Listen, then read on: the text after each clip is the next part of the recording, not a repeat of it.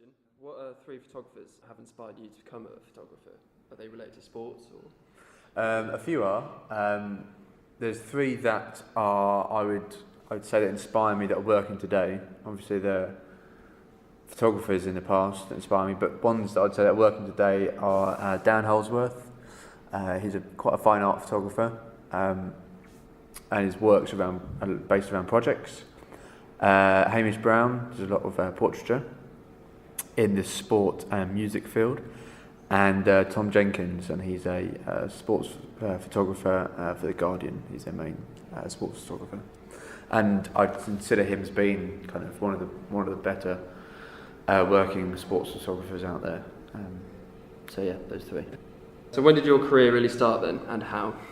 I suppose, well, I did a university degree course like you guys, so I suppose I was in your position a few years ago, and I suppose it started when I got my first paid job. So that was kind of commercial work and a bit of wedding work as well, and then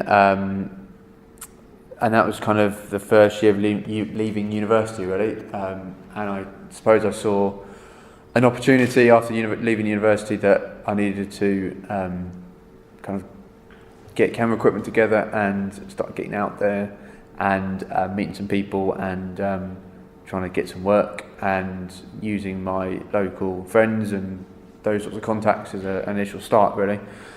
So I suppose you could say it was when I did my first paid job, which was kind of back in 2007 time. So what's your average week like, just to give everyone an idea of what exactly you do? I suppose there's a lot more to photography than meets the eye, and freelancing especially, you're running your own business, so the majority of the time is not actually photographing. It's kind of going out, networking, creating your own marketing, doing your own marketing, doing your own accounts as well, and building up your equipment and playing with your equipment and understanding your equipment and testing out your gear as well for particular shoots. Obviously it's doing the photo shoots themselves, and it's planning those shoots, doing a lot of the email communications that happen afterwards with clients, and then kind of spending time putting ideas to clients and trying to create and stimulate your own work really.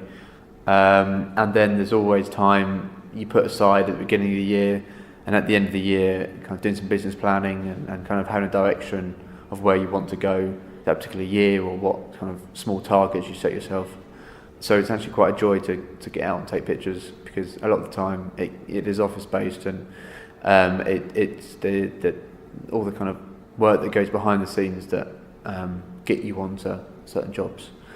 So yeah, it can be a variety of networking and office-based work really. How often would you say you are actually out taking pictures? I mean, if I'm not on a job, then I would try and get myself out creating pictures if there's a need, kind of weekly really. But I mean, at the moment, a lot of time is spent. I mean, December time is all taking pictures. January is completely dead in terms of taking photographs commercially, so there's a lot of planning and networking, album designing for the wedding side of things. It was meeting clients for future wedding work, planning and emailing, networking with people for future gigs that are coming in or jobs that are coming in March, April time. So it's and just catching up with people as well and keeping yourself, known by people.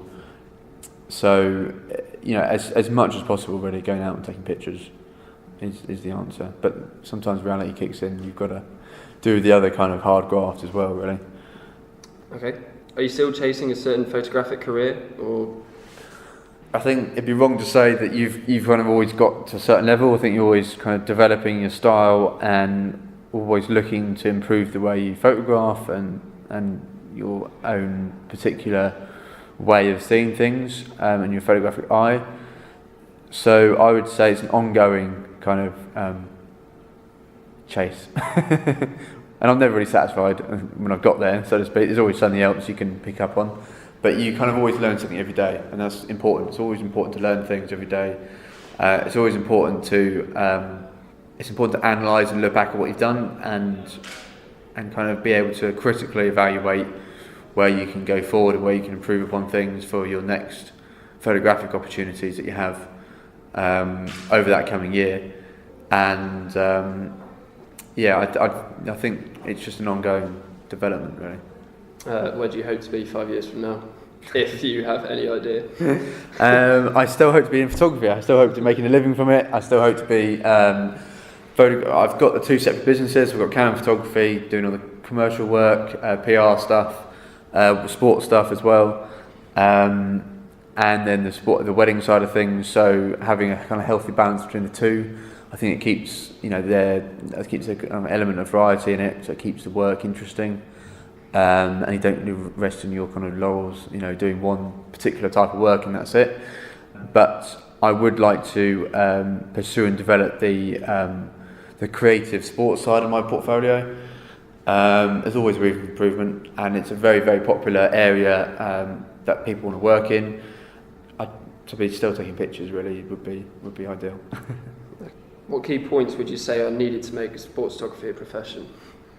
I would say the key points would be to keep shooting, to photograph locally and get yourself known locally and be that photographer in your local area, and to build a strong set of images really.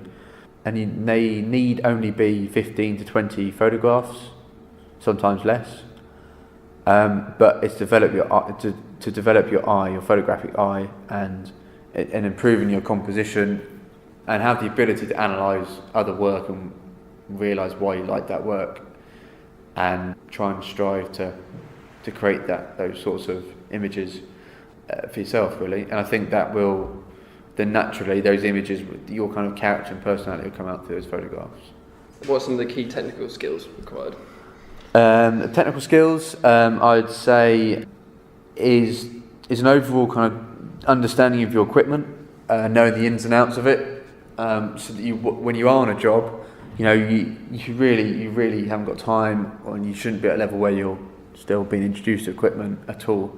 You know it inside out, and you then are able to apply what your tools of the trade can do, your cameras, and create interesting images, depending on where they're needed for, what the image is needed for, and the surroundings you've been given, really, the settings you've been given. But I would say, to get yourself recommended and well known locally, and kind of start small, like any small business, because that's essentially what you are when you set out as a freelance photographer, and just build slowly from there, really. Okay. And lastly, what equipment would you recommend for any starting sports photographers out there? For the sports photographer out there, I would suggest a reliable digital SLR. I say reliable because you'll be working in all sorts of weather conditions, and a few backup batteries and memory cards and things for when things go wrong. I'd also recommend a 50mm lens and a 100 to 400mm lens if you can get hold of one from a university.